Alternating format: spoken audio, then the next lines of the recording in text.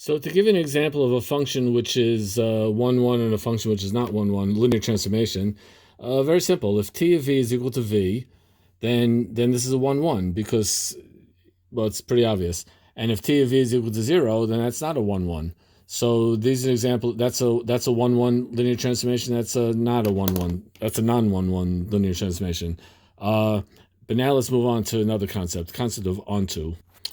A linear transformation, or actually any function, is onto when the range is equal to the entire codomain. And I want to give you a theorem. I'm not going to really prove it. I'll let you figure out how to prove this. It's actually kind of follows from the definitions almost. T is onto if and only if the rank of T is equal to the dimension of W. Remember, the rank of T is the dimension of the range. And if the dimension of the range is equal to the dimension of the entire codomain, then T is an onto function, which means every element in W has a preimage under the transformation. And now for the big theorem of the day, which I am going to prove.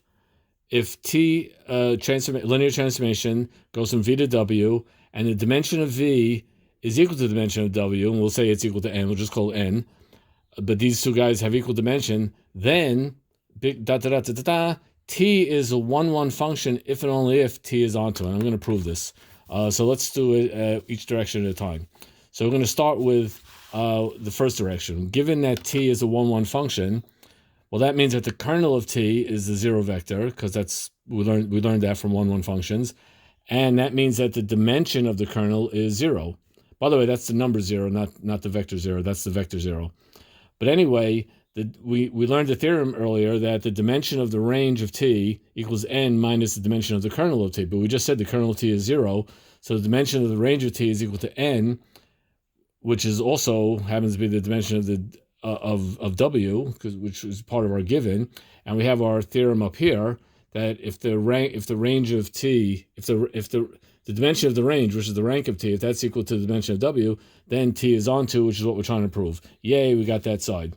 Now, on the other hand, for the other direction, if T is onto, that means that the dimension of the range of T is equal to the dimension of W, because the range of T is W, which is N. But that implies that the dimension of the kernel of T is equal to 0. So therefore, T is a 1, 1 function. And we have proven it. QED. I just want to take a picture of the whole page, and we'll see.